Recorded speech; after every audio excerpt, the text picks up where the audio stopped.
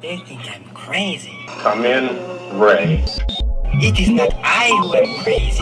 Lightning never strikes twice in the same place. I'd like to introduce Space Ghost. Nice to meet me. You with me? Like I said, you're the captain. Prepare to surge to sublight speed. Hold on to your butt.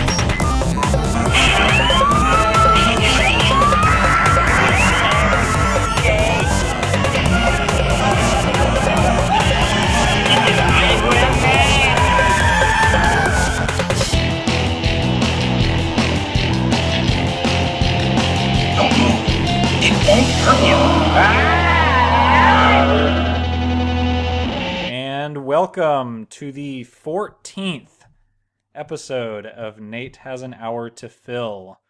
How about that, Phil? 14 episodes, what, 2 years later? Seems like only 5 months ago. Seems like only 5 months ago we were recording episode 13. That's because it was 5 months ago.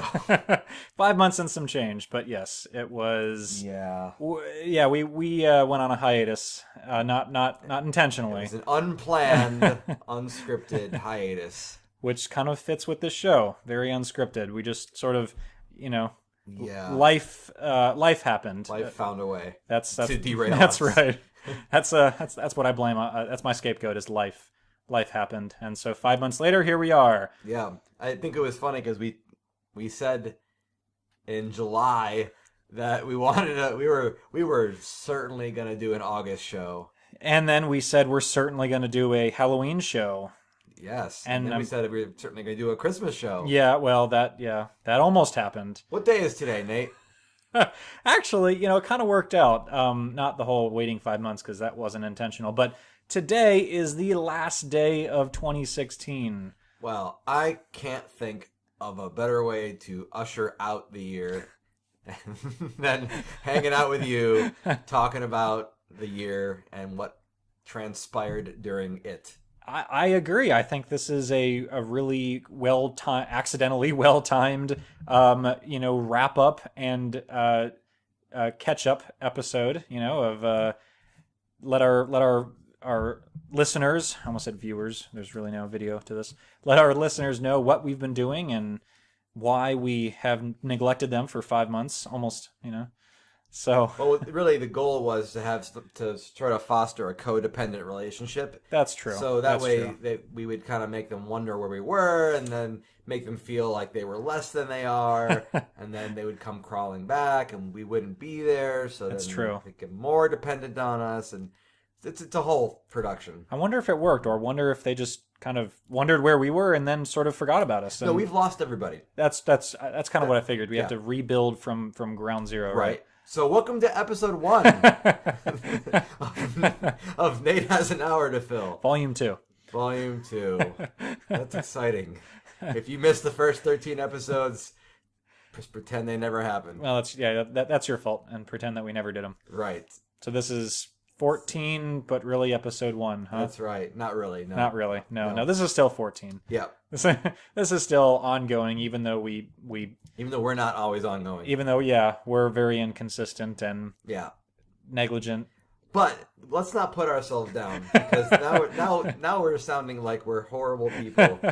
No, not intentionally horrible people. No. This is a very different episode tonight, everybody. We have not planned, and not that we script other episodes, but we haven't planned anything for this one. We don't even have our typical soda drinks, which is really strange. It's my fault. I apologize. That's okay. We have really cool what do you call the water? Well, yeah, it's water in the cup. Oh, novelty cups. That's the word I was thinking of. Tumblers. Tumblers. Yes, novelty tumblers. Yes. DC. Yes, I've got a Batman and a Poison Ivy. That's right. And so I got some new cups since last we hung out. That's new. You've got a lot of stuff since we last spoke. True. But so there's water tonight. That's different. We don't have a special guest tonight. Nope. We don't have any game show segments. Nope. We're simply here to talk.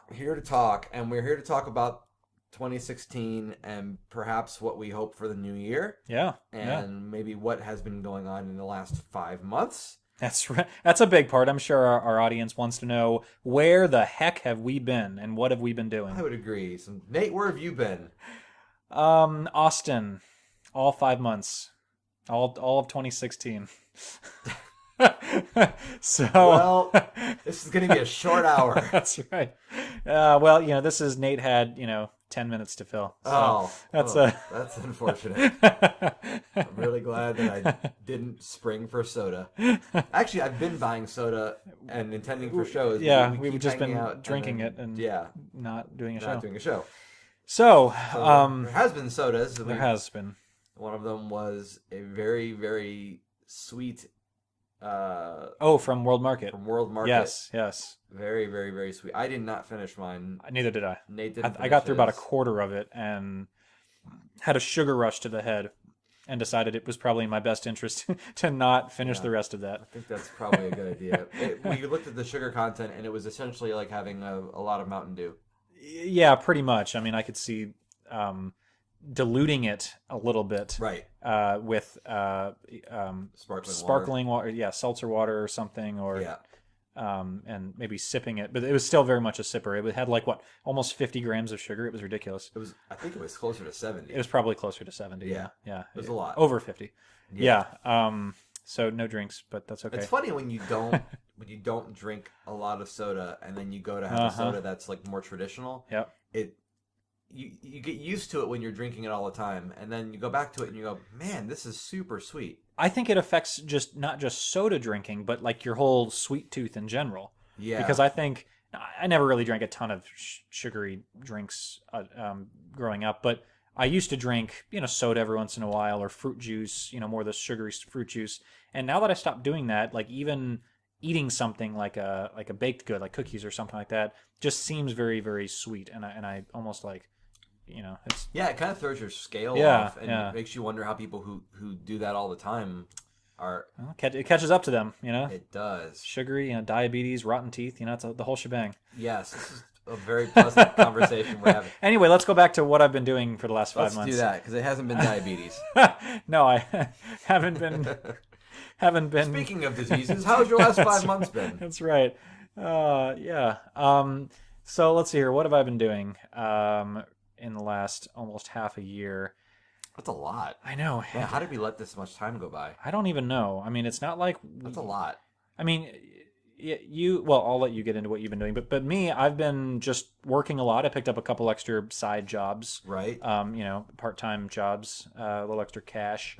Get you driving. That's right. I was driving. I was delivering. I was. What else was I doing? Delivering babies. No. Packages and pizzas, not babies. Right. And driving for packages and pizzas. Both. Yes. Weird. So I've been working a lot. Food baby. I have been eating a lot more than I probably should have. Okay. So we're probably... Delivering food babies. Well, that's a whole different meaning that we probably don't want to go into. Deliver a pizza and somebody eats it and it becomes their food baby. Yes, we'll go with that, because my imagination of delivering a food baby just went to the gutter. And mine did not. I was just, I don't want to know what you were thinking. Well, let's just say it involved food. Lots of reading material. Anyway. Okay. Gotcha. So we're working a lot and trying to get back in shape, which I did, and then I was sort of counterproductive with eating a lot because of the holidays. So yeah, that didn't really work out. Well, it worked out, just not as originally intended. I mean, I guess you could say I would be worse off than I am now if I hadn't done all that trying to get back into shape before the holidays. But anyway. Yeah.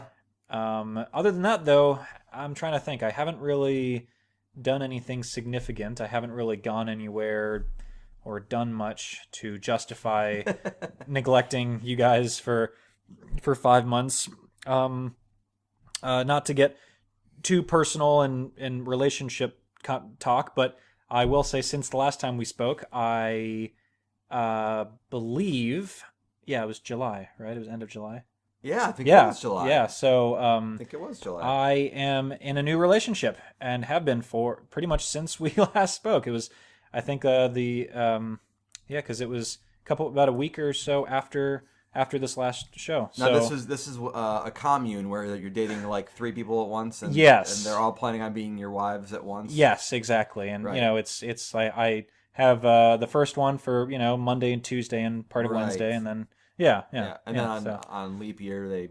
that's right. Right. That's right. Yeah. And been thinking of picking up a fourth one, but it's just so darn busy. I mean, it really is. You really have to time manage in a way that I don't have that skill. That's right. Time boxing, 3. Yeah. No. Yeah. What are other names? Oh, I couldn't even tell you because it's fictitious. because we'll go with that. Okay. No, in all seriousness, I am happily in a new relationship with Jennifer. She is amazing. Not the Jennifer. It is the Jennifer. My Jennifer? I hope not. I hope so too, because I don't have a Jennifer. Oh well, that's good. That's good. Yeah, I was just and kidding. for all of you Jennifers out there and guys who have Jennifers in This your one's your for you. life, yes. Shout out to all of you lovely ladies. No, but And my all you guys named Jennifer. this is Who, also going out to you too. yes, if you're a guy named Jennifer, good for you. I wish you the best. So no, I'm happily in a relationship with Jennifer, and Nice. she is amazing, and I hope to have many more months and years with her. I thought you were So- going to say, "Oh, I hope to have many more Jennifer." That's right. Many more relationships like Jennifer. No, I'm kidding. I'm totally kidding. That's honestly the biggest thing, life changer that I've experienced. Not to be plain, but That's good. No, Yeah. I think people want to know a little bit about us. well, I mean that's we're hope so. we're the hosts of this lovely podcast, and Yeah. I mean it's fun to talk about movies and pop culture and technologies and robots and all kinds of good stuff. But who I are like we? Robots. Yes, I like robots too. That's who we are. That's who we are. Well, We're not robots. I mean, no, we're talking about those. talking things. about those things. Yeah. That's right. That's who we are. I'm not a robot anymore. Maybe. Yes. So that's been my life in a nutshell for the last 5 months. A lot of work. A lot of and work, a new lot of Jennifer. relationship. Well, that's might get taken in the wrong way there. I'm sorry. not how I meant it. Yes, but new relationship, a lot of work, trying to get back into shape. Awesome holidays, but that will probably be a impromptu subtopic here in a little bit. Probably. The holidays. But anyway, Phil, how have you been? I think, have had a much more eventful 5 months than I have. It's been very busy. I don't have a new relationship, but I'm increasingly under the impression that I don't know how I would make one work anyway, because I was working on a book called Orientation, for those of you that may recall. Finished it up in October, and so from August through October, I was kind of going into a crunch mode, and I'm probably more to blame for not having a new show, just because I've sort of been not in a place where I felt like I could clear off my desk and my time enough to make that happen. That makes sense. I mean, you had a big a book. I mean, it's nothing to scoff at. Yeah, this is the first book I've done since 2012. Yeah, it's huge. So yeah, thank you. So that. And it was a wrapped up. success, right? Yeah, it still is. Hopefully, It still is. It's I mean, only a month old. A successful launch. Yeah, Yeah, the launch yes. was good. Yeah, so I finished in October and I launched it in late November, the 21st to be precise. And then since then I've been doing like a book tour around Austin and Round Rock. It's not done. The tour I want to continue in the new year, and not sure where yet. I haven't set up any dates yet. I also haven't set up any dates yet. in both meanings of the in all of the sense of that. So where have you done your book signings so far? Yeah, one at Dragon's Lair, which is my and Nate's go-to comic stop in Austin. That's right. And then a couple of different half-price books in the area were kind enough to host me there. And for those of you who aren't from Texas, it's like a used bookstore because they don't have half-price books in Illinois. So. They have them in Ohio. Oh, do they really? Yeah. Oh, so I was gonna say they don't have them in Illinois. At least I don't think they do. So it was a brand new thing when I moved here. I was like, what's a half-price books? And then so they have them in Ohio, but I don't remember them being as common as they had been since I moved to Austin. Right. Like there's several locations. They're all over the place. They're all yeah. I don't know a lot about like when they started. I have no idea. Yeah, I read a little bit about them, but I couldn't tell you right now because I don't remember. It wasn't memorable enough. Not for me, I guess. But then I also got my book carried by both Dragon's Lair and a local bookshop here in Austin called Book People, and that's in downtown Austin. That is super exciting. Yeah, they're a really cool store. They are at one point they were the largest bookstore in the country. What? Really? Yeah. Yes. Oh my goodness. At least I think if you're talking like of the major chains. Like not like back when Borders was still in business. Right, not Borders, Barnes and Noble. Yeah, because they're an independent bookstore. Right, but right. It is, if you go down there, it's actually really big. It is big. I haven't been down there recently, but I remember last time I went downtown. Yeah, that's right. They're a pretty massive. It is a massive bookstore. I mean, there's a lot of content in that store. So yeah. So they carry my book too, which that's awesome. I've never had anything carried by them. Dragon's Lair has carried stuff from me before, but ever since they sold out of one of my books, I haven't done anything like that since. So now they have both Day After Turkey and Orientation for sale in their shop. Wow. And so that's what I've been doing that. And then since then, I started doing a couple other side things. One of those being I'm actually reordering Silver Lining, which was the last book I made when I was in Ohio. Which was your second book, right? Third. Technically. Yes. Because Day After Turkey came out first. Oh, I keep forgetting that. That's right. And it had like a pretty small release. Yeah. That's right. So Orientation is your fourth installment in your... fourth book. Wow. Yeah. That is crazy. Yes, it is crazy. But true. But so Silver Lining, I've been out of stock of, and yesterday I just placed an order for a big batch of books, and they'll be here in January. And so I'm super excited about that. I haven't had it for like over a year, I think. It is an awesome book, so I'm excited that you have them back in stock because it's... I think you have one, right? I do. Yeah, I do. Because I brought some down with me when I first moved here, but I did not have very many when I moved down here. No, and I remember when I bought it, you had said that you only had a few left. You know, relatively speaking, only a few left. Yes. And so, yeah.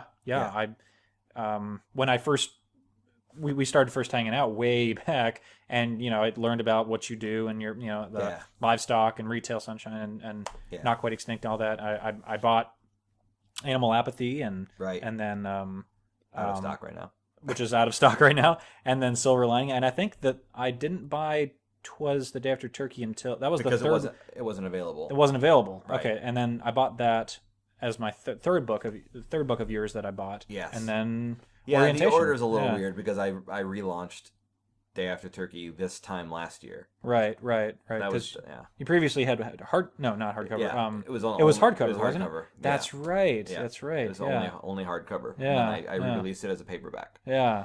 So now the other thing I've been doing audio wise. This is I don't know when this is going to be done, but I partnered up with a musician. His name is Kevin Schilder. And shout out to Kevin. Kevin is a very talented musician, and he and I have been working on an audiobook version of Orientation, and he's writing the music, like original music. Oh, cool! Just for the MP3, and I don't know, maybe beyond the MP3, the music may get used somewhere else. Maybe someday there will be something film related. Oh, okay. I don't know. All right. It's it's a long ways off, but we'll see. Hint, hint, wink, wink. Yeah. Yeah. But I don't have any real plans for it. But I mean, I'm laying down some groundwork. So if something does happen, I have something waiting there. But that should be out in January. So Okay, that's coming and out. this is the first thing, the first Audiobook. type of audio you've done, right? For all of your. I've never sold anything audio related. I did this show with you, obviously. Well, right, but I and, mean related yeah. to like your books, like related to Yeah, animal never. apathy and, Yeah, and never. retail, or I mean livestock and retail sunshine. Nothing like this. Like that's really cool. And I Thank you. think that with the very unique original music from Kevin, I Yeah. think it's. I mean, I'll be honest, guys. I haven't heard any. All I know is about it. Yes. Is that it's coming, and kept- so I I've don't kept it know. I haven't heard the recording. I haven't heard the music. I haven't heard anything. So I'm super excited. Well, I've already laid down the vocals, and so that part's done. And Kevin has those, and I already heard some of the test music that he was making for the project. Okay. But I haven't heard anything finalized yet.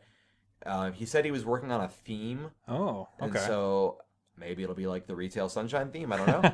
But the total recording time is going to be just a little over 7 minutes. Oh, okay. So it's going to be. I'm planning on it being a $2 cost, Sure. and then Offered where? offered on retailsunshine.com. Okay. So not on like iTunes or something like that. I It's don't just gonna know. be on your website I don't know. I could try that. or like the Google Store. You know. Yeah, I like could try that. I've never. I guess I could. I don't know. options. Options. So I'll be sure I'll let everybody know if that happens. But And it'll come out in your newsletter, which you've still been doing that, yep, right? still doing the newsletter. It kind of got a little sparse in the last few months, but it's still happening.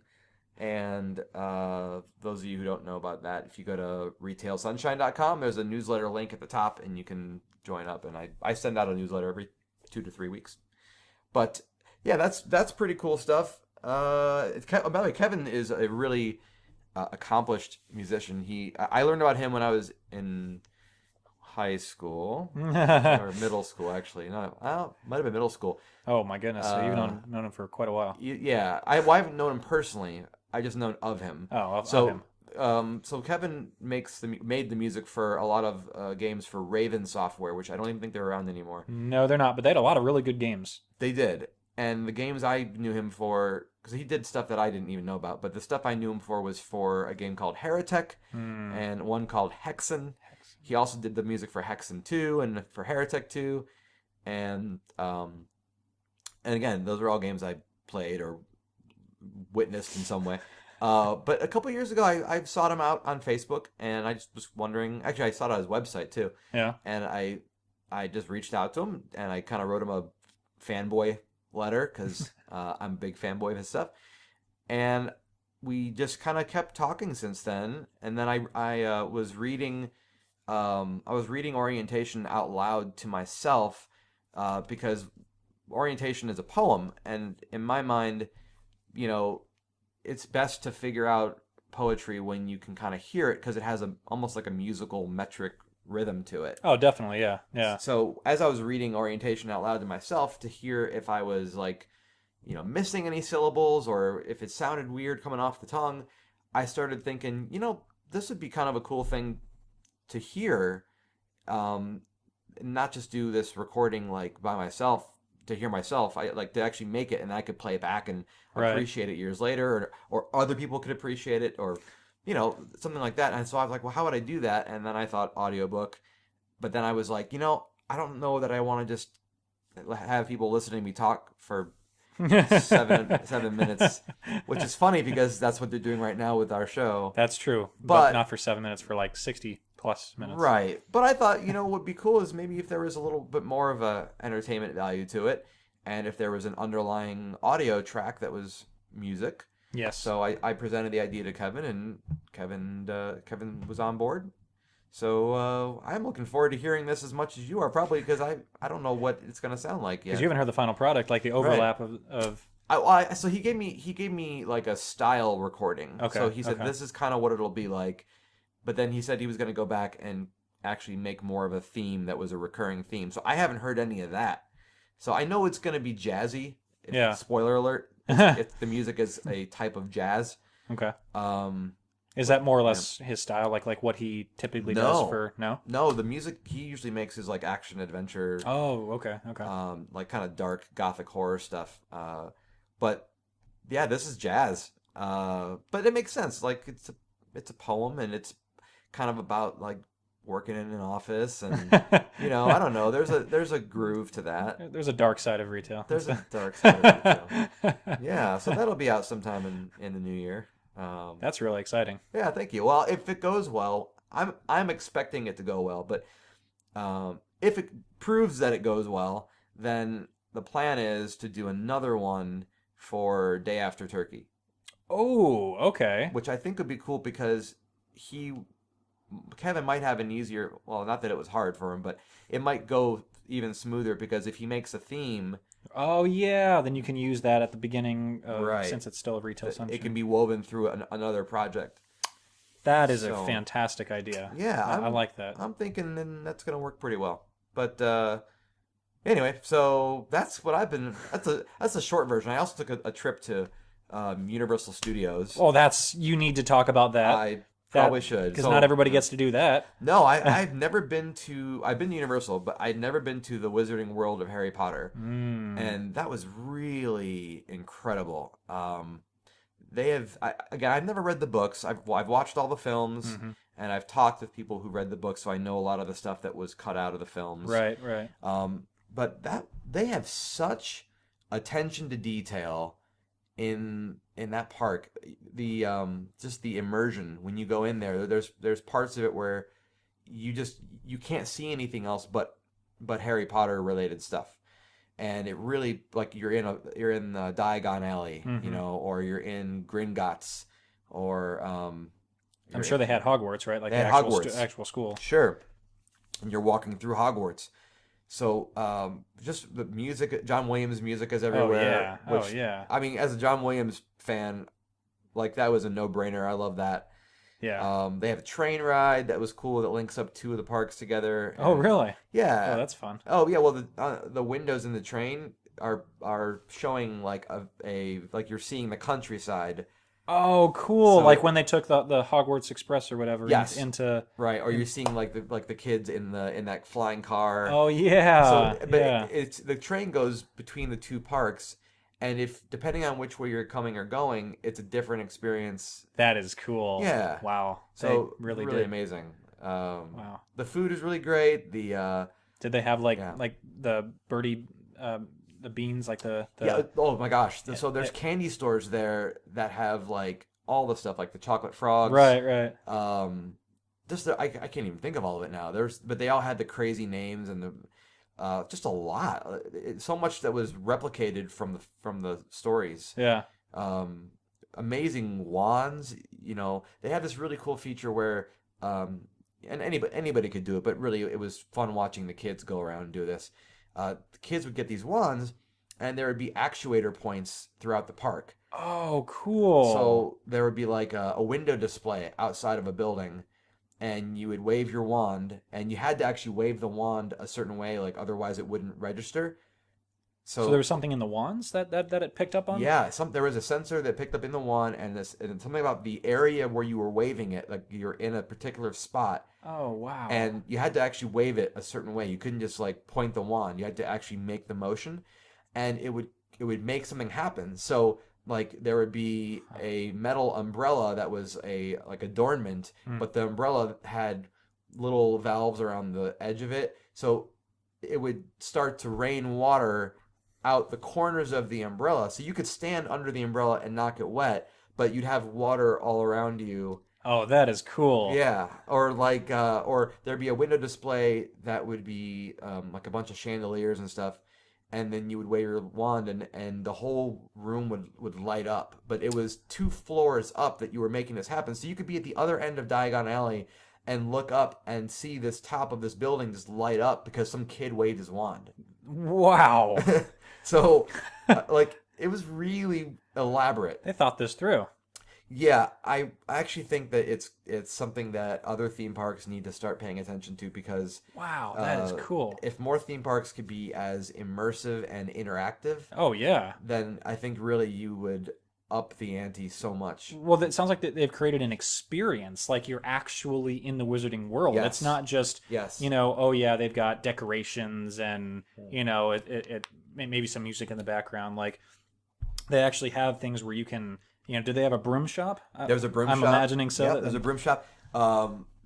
Then all of them were like 2 floors. You couldn't necessarily go up to the second floor of some of them, like that was decoration. Sure. But it looked like you were in these locations. Right. And even on the inside of the shops, they had things you could interact with. And Oh, wow. yeah, the creatures are there. In some of the window displays, you had one of them. You had like the huge giant snake that was. Oh, yeah. Yeah, and Yeah. you would walk up to it, and I think if you waved your wand, it would speak to you in parcel tongue. I can talk a little bit of Harry Potter stuff. For I somebody was gonna say you're getting into that. somebody who has never read anything, I know a little bit. And they had some live shows. They brought out I don't remember which movie it was, where they had the visiting students from like the other schools from across the world. Oh, Like Like there was the girls that are all dressed in blue, right, and then there was like the guys that were like the kind of Russian looking guys. yeah, that was the fourth one, I believe. Okay, so they had a Goblet of Fire, I think was Yes. the yeah, that sounds right. And so they had like a live show where they brought on like these 2 groups, and they would do their traditional dances. Sure. Oh, that's cool. And so that was neat. What I didn't get to see, which I was hoping to see, because they do this, but it's random when they do it, or at least you have to be at the right place and the right time when they do it. Oh, okay. But they had a choir come out where the kids were holding frogs. Oh, like they did in the movie, Yeah, the I think book that's and the Goblet movie. of Fire probably for that one, or I think it was Prisoner of Azkaban. I don't remember. Might have been where they were. I thought wasn't that the Wizarding World Cup or World Tournament, something like that. So it's been a while since I've watched them, but yeah, I need to go back and read them. And yes, you've read them, right? I have, and I own them all hardcover, like Okay. collectors. I mean, You would probably so- really appreciate the park too. yeah, it's been a while since I've read them. And fun fact, not to interrupt, but No, you're fine. So Jennifer, who my girlfriend, she's a die-hard, huge Harry Potter fan. You should and go. So, You should take her. And so, absolutely, it's a way to ruin the surprise. No, I'm kidding. I'm kidding. I'm totally kidding. She Doesn't listen to this show anyway. No. She and I are gonna go there. Wait, does she listen to the show? Yeah, she does. Oh. I don't think she's listened to every episode, Okay. but she said she will. So Just don't tell her Don't tell her about this episode. that's right. I'm gonna say there was 13, and then here's 15. I'll say we never did a 14. right. So yeah, she's a big, and she and I always talk. Like she'll bring up, and we'll talk about, because I'm a big fan. I'm not necessarily a like a, what would you call it? Is there a nickname for people that love Harry Potter? Yeah, there are. And I'm not that, but I'm a big fan. Like I know X-Files fans are X-Filers, I think. something like that, or like a THILE. Trekkie, like for Star Yeah. Trek. Like I'm not so much like Wait, does Star Wars have a thing like that?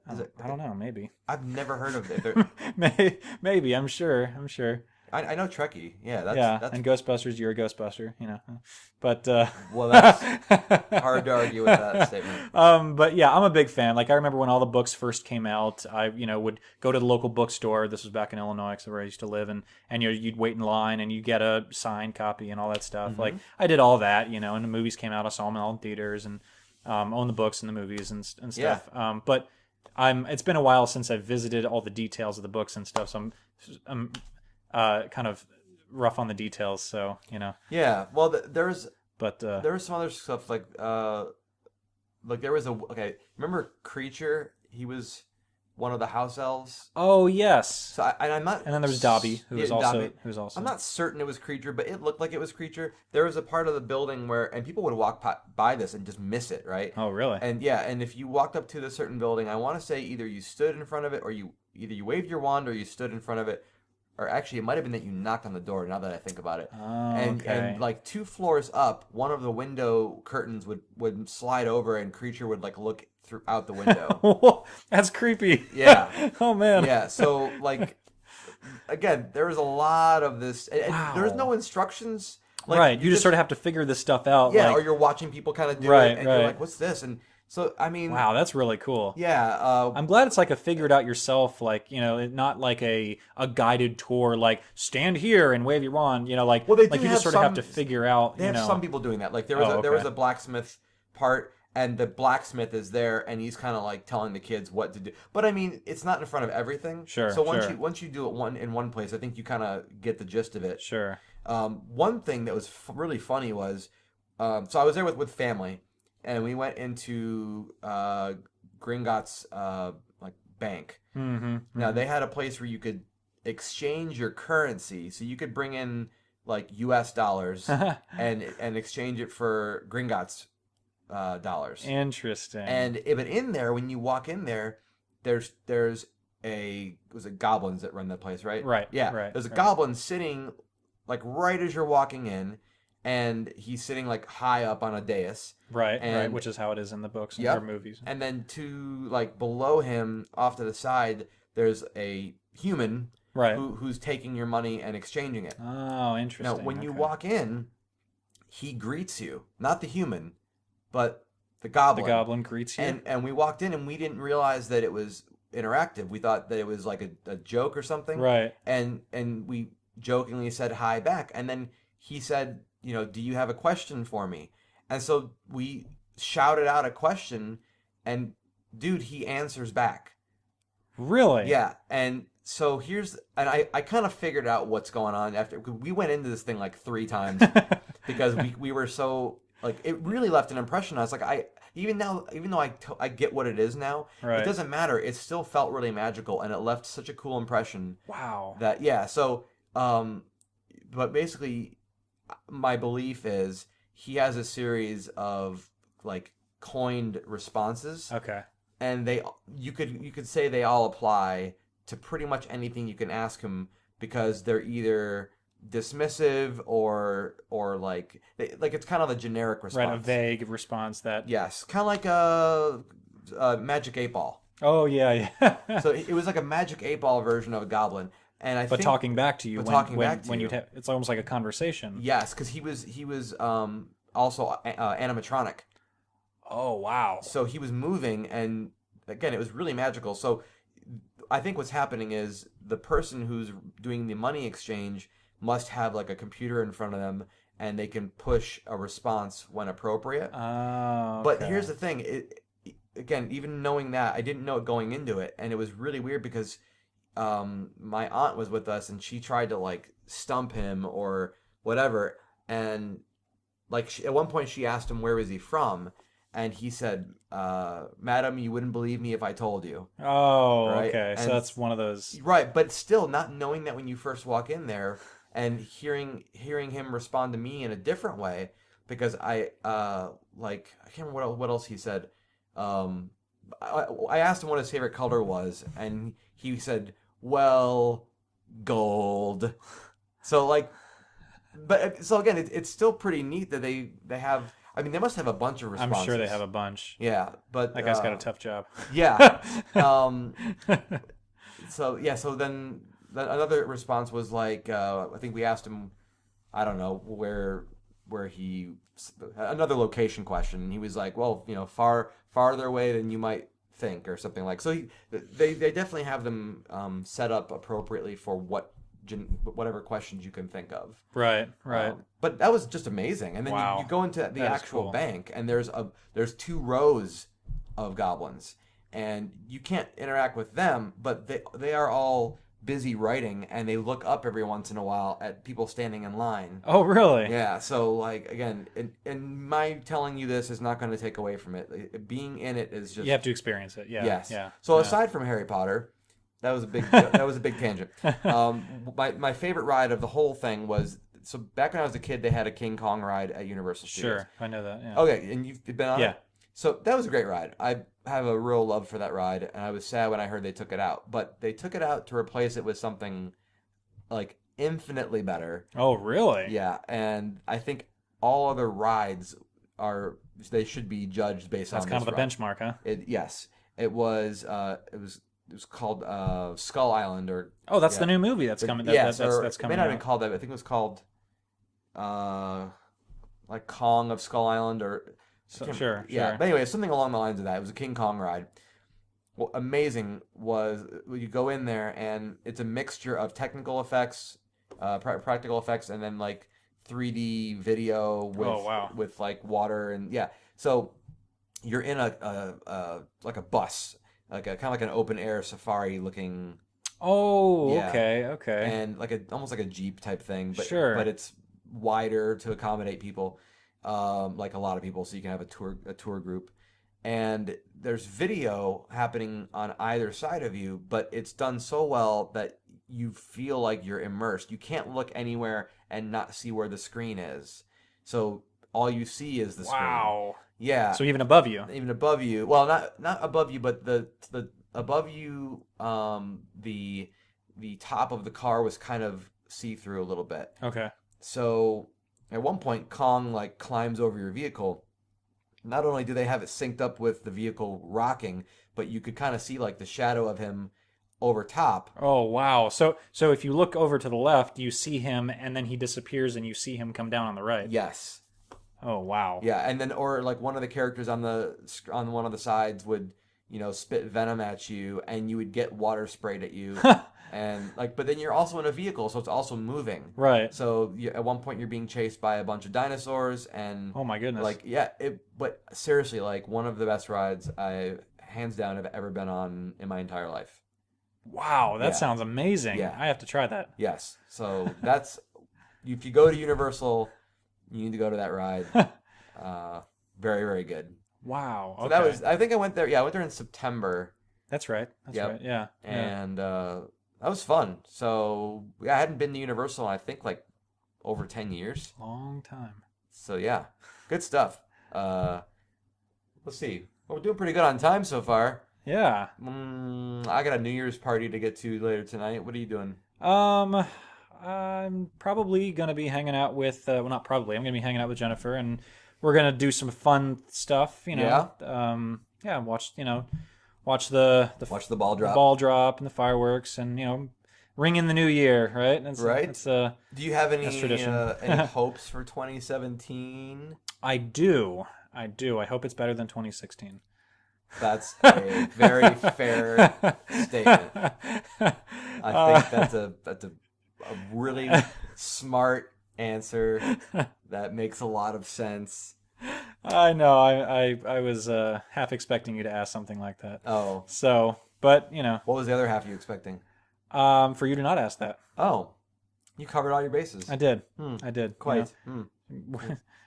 Work smarter, not harder, right? Is that... That's right.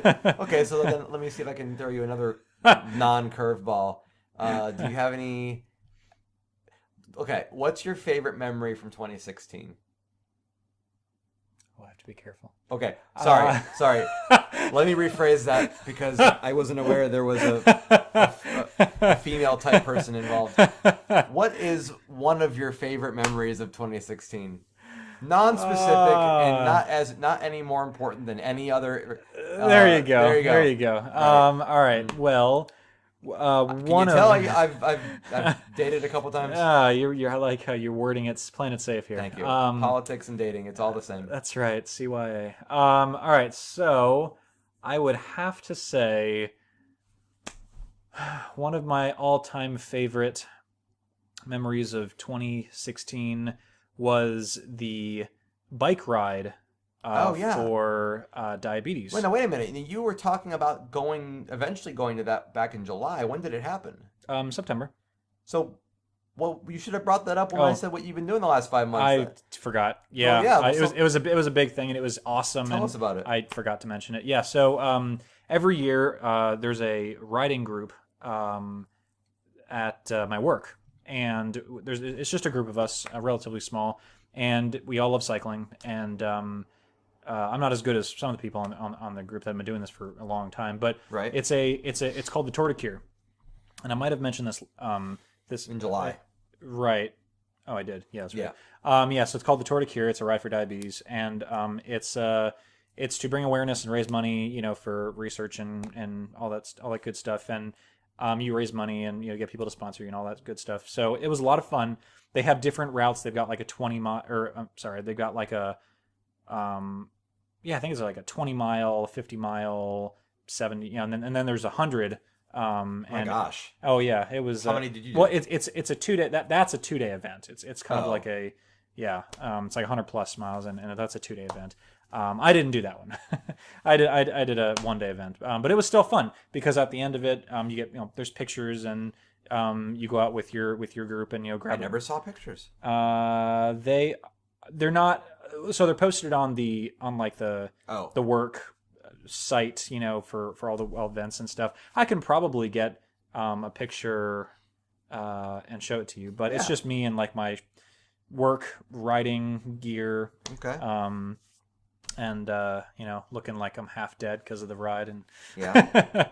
but it was a lot of fun. That was one of my favorite memories, is the Tour de Cure bike ride, and I've been doing it for this is my second year I've done it, and it's a lot of fun. I'm trying to think what else aside from the obvious. What else was? I'm trying to think. Yeah, I'm not. There was a lot of good stuff that happened. But while I think, what was one or two of your all-time favorite moments? I of mean, I think I 2016? just named a couple of them. Was going to Universal was great. and releasing your book or launching your book. Launching orientation was like that, because that's been in the works for a long time, a couple years. Yes. Well, and I don't think it wasn't quite 2 years, but if you add in the fact that I first jotted the idea and some of the words down Sure. in 2011, Sure. then you could say it's from inception to origin, basically. yeah. You could say it was 2 years in the making. 2 years. That's fair. So that's really. But I mean, besides that, I would say one of my favorite things this year was at HavenCon doing that talk. Drawing a blank. Drawing a blank. I just forgot the name of my own talk, and it's called Drawing a Blank. Ladies and gentlemen, that is an irony. Then that was funny. something else. Living irony right there. Yeah. Well, what's funny is what came to mind, and I knew it was wrong as I was thinking it, which is why I didn't say it, was the talk I did back in Bowling Green before I moved here, which was called "Does This Paper Make Me Look Flat?" That's clever. Thank you. It's a lot longer than Drawing a Blank. Much lengthier title. Yeah, but that was really awesome. Like, that was a really cool moment in time, and I'm really glad that it was recorded and you can watch that online. Yeah, it was great. I was there. It was, you were there. It was a fantastic talk. It was Thanks. very got the crowd engaged, and I gave it one other time this year, and I wanted to do more than one other time, but that first time was like, that set the bar. So yeah, that was a favorite memory for me. Let me see. Do you have any regrets from 2016? Oh man, you should have seen his face, ladies and gentlemen. I probably do. His face sank faster than a thing that sinks. Well said. Thank you. I always knew you were good with analogies. I can make words do things. Fair enough. Yeah. Fair enough. That's magical things. Yes. Regrets, or if I could go back in time, I would do this differently. That's the same thing, isn't it? Well, yeah, kind of. Just worded a little lengthier. Right. I understand that all too well. Let's see here. Man, I'm sure there are. I'm really. You don't have to have one. I mean, I'm really bad at thinking about what they are. I'm trying to not have regrets. I'm trying to look at things in a way that is okay. Well, this maybe wasn't the outcome I would have chosen. Sure. But if I had to pick, if I had to look at it and go, I learned something from this. Well, at least I learned something. That's true. Otherwise. Yeah, I mean, there's depressing. there's learning experiences, and you could. I don't know if there are regrets. I mean, it's unfortunate that certain things happened, but you learn from them, and you. I mean, it's too easy to say, well, if I, knew then what I know now, I mean, that's kind of a. I'll sort of answer my own question. All right, there, yeah. What about you? This isn't really a regret so much as is something that I noticed this year felt long. It really did. And I'm not it complaining, really did. but I feel like we've been in this year longer than a year. Does that make any sense? It does to me. Okay. Because I feel the same way. It feels in a sense like, oh my gosh, I can't believe it's already the end of the year. But I can believe it's the end of the year. Right. I mean, this has been a long year. Looking back, there's been a lot that happened, at least in my life. Oh yeah. And same here. And it just feels like a lot. Like it feels like a very packed year, but a very long year. Yeah, but I actually kind of like that, because I don't like the whole thing about as you get older, supposedly time goes faster. Right. I've never been really a fan of that, but I'll tell you what I think. I'll tell you what I think makes a year feel longer is having lots of smaller goals Yeah. and Yeah. like Milestones. and Yeah. saying like, all right, in 1 month we're gonna do this, and then you go and do it and have the experience, and then you Sure. plan for something, and you just keep doing that instead of letting it all kind of run together. I think that might be. I want to keep that going. Yeah. Going forward. But what I was gonna say was, in this very long year that has felt longer than a year, I've like had people come and go, and I know that's not unnatural, but if you stop and think about just think about the year, and I'm asking this to the people at home listening, and if you want to write us an email to NateHasAnHourToPhil@gmail.com, you can tell us about what you think about this. But looking back and go, have I made any new friends this year? Have I Sure. lost any friends this year? Sure. And I've had both of those things happen this year, which is it's just curious. Yeah. Like, if I think about my life this time last year, I was dating someone. Sure. Yeah. I'm not now. I don't really talk to that person anymore, but I was talking to them every day for a while. Right. Right? That's a big change. That's yeah. weird. Yeah. But then there's people that I met at the beginning of this year, who I'm still talking to now.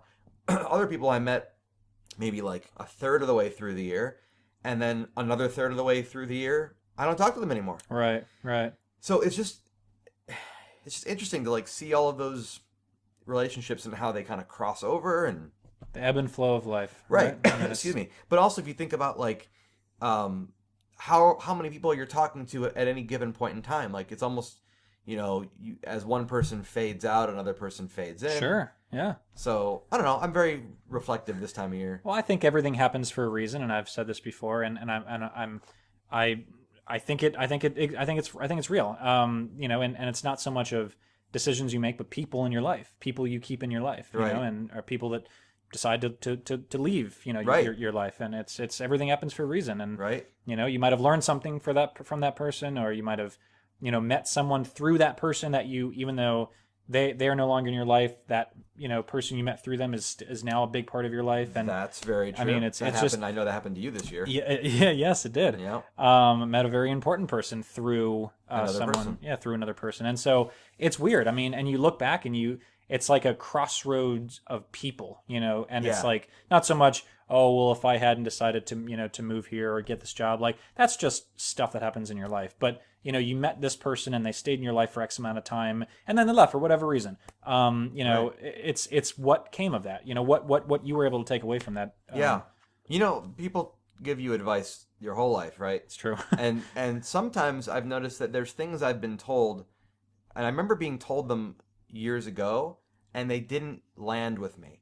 But this year, I'm guilty of that. yeah, but this year, one of those phrases was repeated to me, and it hit me this year. And so now that it hit me this year, now I feel like that phrase is almost part of my vernacular. Yes. And the phrase I'm referring to is people come into your life for a reason, for a season, or for a lifetime. And that has just been like ringing in my ears the latter half. It's a good saying. It is. And I don't think I used to understand it. I think that might have been why it didn't stick with me. I didn't look at it in right holistically. and apply it to your, and Right. how it actually, what it means. Exactly. But Yeah. I think that's because kind of in high school, if you think about it, at least from my experience, you're kind of around the same people. It's true. Unless you're moving around a lot. It's true. You're around a lot of the same people, so you don't feel like people are coming and going. Right. They're more sort of like showing up and then sticking around. Right. So, but now I feel like I've had enough people show up for a short period and leave, or show up for what I thought would be forever, and then all of a sudden not. Yeah. Right. Yeah. And it just gets you thinking, I think, about can I see this coming? Can I do I react to any of these things a certain way, or do I just sort of let it be what it is? Yeah. I mean, I think you just need to sort of, look at it like running water, a river, if you will. You can't control it. You can't predict it or anticipate it. But you will get wet. But you will you will get wet. Yes, it will happen. There are some rocks in the There river. are some rocks, exactly, rapids, or Right. and it twists and turns, and Right. you can. You may say "damn" a couple times. That's right. a few choice words. It might like certain parts of the ride more than others, but right. Sometimes But, it freezes over. That's right. Sometimes it freezes over. Yep. But it's More analogies. more analogies. But it's basically like that. I mean, it's people come and go, stuff happens, curveballs are thrown your way, and how you deal with them. Yeah. I think it says a lot about who someone is, about their character. I mean, Yeah. if you try to dwell in the past and say, "Oh, I should have done this, I could have done this, I would have done this," I mean, it's like, well, just There's infinite possibilities. There's no right. no reason That's to right. dwell on that. You can't predict anything. Every possible outcome of No. every possible situation that you might encounter in life. That's true. And so I think at some point you just need to say, all right, it happened, and if a similar situation happens, I kind of know how to handle it maybe a little better, but Yeah. you just got to appreciate day to day and whatever for what it is. I agree. And we would be remiss, Nate, if we did not mention Star Wars. Oh my gosh, yes. I think that's a good. We don't have a lot of time left in No, this but- episode. but, we probably should talk about this again another time. That's been a big. I just realized that right now. Yes. We didn't even talk about Star Wars once. How can we not do that? I mean, I, for one, love Star Wars, as you all know, and Yes. I thought that the new movie this year, Which one? Rogue One, Rogue One. a Star Wars story, Yes. with all new, well, yeah, Mostly new. mostly all new actors and actresses, and it's kind of filling in the gap between 3 and 4, and just a lot of new music, and it was just a fantastic movie. And Yeah. I think, in my personal opinion, not to bash on episode 7, this but is an opinion-based show. it is, so and I'm one of the hosts. So, in That's my great. personal opinion, There you go. I think that this movie was leaps and bounds better than episode 7. Yeah. And I know it's not part of the original story, and that's why it's not called Star Wars Rogue One. It's called Rogue One: A Star Wars Story. It's kind of a, I don't want to call it a filler. It's a, what would you call it? Side story? Side story, kind of. yeah, but it's still enough about right. the main I mean, it story. still is part of the main story in that it connects 3 and 4. It's almost and, like Star Wars 3.5. And right, they probably right. don't want to call it that. Right, it is kind of like 3.5, yeah. But yeah, whatever you want to categorize it as, because it's not like episode 8. Even though this is the 8th installment, it's not episode 8, but it's the 8th movie.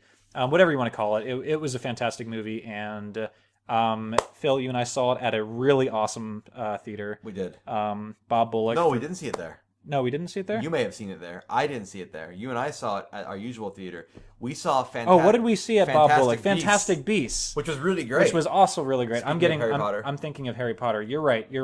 We did. Yeah, that was a great film. That was a great film. Yeah. I really hope they I kind do. of feel like we should come back and do an episode about the movies we've seen in the last few months. We didn't really talk about that very much today. No, we didn't. It was more of a wrap up and reflection, introspective episode. But yeah, those two movies. Not to go back into Harry Potter, but Fantastic Beasts was a fantastic movie. But which, and Bob Bullock is it's an amazing theater. For those of you who live in Texas and want to check it out, it's great. That's like the only true IMAX in Austin. I know they have 1 or 2 real IMAX in San Antonio, and I think 1 in Dallas. But it's an experience. It really is. But yeah, Rogue One was a awesome movie. What did you think of it? It felt more Star Wars than Episode 7. It did. I would agree with that. That's a great statement. Yeah. That was my Michael Giacchino did a great score. Yeah. Loved the score. Oh my gosh. And he just really the whole thing just really came together in a way that I did not expect. So without going too far into the detail, I was very impressed with how much heart it had, and how it introduced new elements and new characters, but still felt like it was of the universe. That was very impressive to me. I would agree. Yeah. I would agree. Yeah. And I hope that they take note of that, and I hope that episode 8, reflects some of that too, or at least 9 or whatever else they're going to do. Because 8, I'm sure they were kind of already set in their ways when they were making it. Yeah. And speaking of 8, I think that it's necessary and appropriate to give a. Yes, I agree. For those of you who don't know, I doubt anybody doesn't know. I'm sure everybody knows, but yeah, for just to kind of say what happened. Carrie Fisher, among many celebrities of 2016. Yeah, but in the Star Wars world, Carrie Fisher is now in a better place. Yeah, but she's part of the Force. She is one with the Force right now. There you go. That's right. And the Force is with her. and I heard that she did actually finish all of her scenes. She did. They fully filmed 8. It is in what do you call post-production right now, so 8 is done. I don't know if she was planned to be in 9. Probably she was originally. I mean, unless they conveniently, like they did with Han Solo's character, kill him off. But they had a CG version of Leia. Right, and of younger Leia, young Leia, like Episode 4 Leia. Yeah, in 1970s Leia. In Rogue One. Yeah. So maybe they're going to do that in Episode 9. Maybe. I don't know, but I'm not to be. I know it's not all about the film career, but I'm just glad that she got to be a part of 8. Like it's going to be really special next year when we go to see that, and I'm sure they're gonna memorialize her, right? Like say this is for her, like they did with the Fast and the Furious movies for Paul Walker. They said that the next 3 or whatever that they're doing is going to be for him. And, but it's cool that her character got to still be a part of it, right? Right. I'm glad that. I'm not glad she passed away at all, but no. I'm glad that it happened after she was done filming because get to spend some more time with Carrie Fisher on screen. It's a nice. The way I look at it is this: like I feel like I'm at my best when I'm creating something. That's just how I feel. I don't know if anybody else out there who is creative sees that, but I see my creative self as the best version of myself. That's how I see that. So I would agree. I would hope that I would think that actors feel that way, that when they're doing their craft, they feel like that's when they're, in their moment. And so to me, I would want to, have one last hurrah, so to speak. Yeah. So anyway, yep. We'll have to come back into the new year and talk about movies, Nate. I think we could fill an hour easily with just all We've the movies. Seen a lot of movies. We have, and it's been a lot of fun. It's one of the things I love doing, and I look forward to doing. Yeah. Whenever a new movie comes out, We didn't do a lot of episodes in this last part of the year, but we did see a lot of movies. We did. We'll have to go back through. I know you keep all of your ticket stubs. I do keep my ticket stubs. I unfortunately haven't kept most of them, just because I accidentally threw most of them away. But I'm just a klepto. Sentimentalist. I'm a sentimentalist. Yeah, sure. I mean, unless you're stealing stuff, it's... I'm not a klepto. I'm not taking movie tickets out of the trash. But sentimentalist. You keep it as a keepsake. Yes, reminder of all the good times. Good I movies. like the film stuffs. I like going to the films. I do too. That was fun. But I hope everyone had a great holiday. I know we didn't really talk about the holidays. It was sort of talk about ate a lot of food and got to spend time with family, which is great. Yeah. Well, I view this is kind of like part of our holidays. It is. It's funny. Thanksgiving, Christmas, and New Year sort of get wrapped up into the holidays, and when people are like the holidays are chaotic, it really doesn't. Hanukkah, Kwanzaa, it really doesn't die down until I would say halfway through March. Well, sure, I was gonna say February, but yeah, I mean, it's like. January is like wrap up. Everybody is still kind of in that, chaotic mindset and all that stuff. But yeah, I mean, holidays are fun. I had a great last couple months for the holidays, and I'm sure you did too. And it's been good. I haven't been able to travel too much to see family, but that's what FaceTime is for. Right. Thank you, technology. I can really say technology has been really useful. Yeah, and bringing everybody together. But anyway, so I'll wrap this up by saying hope everyone had a great holiday season and, got to spend time with family and eat a lot of good food and, make those New Year's resolutions to, quit smoking or get back in shape or whatever it is for that. Stop smoking, Nate. That's right. I really got to stop. Pack a day. Right. No, I'm kidding. I don't smoke. But anyway, so starting now. That's right. This will be my first day. Right. So happy holidays to everyone and Happy New Year's. Yeah, happy New Year and happy 2017 almost and that's right. So long 2016. Let's bring in the new year with the ball dropping and probably fireworks and some champagne and we'll talk to y'all in the next year. All right. Take care, guys. See you next year.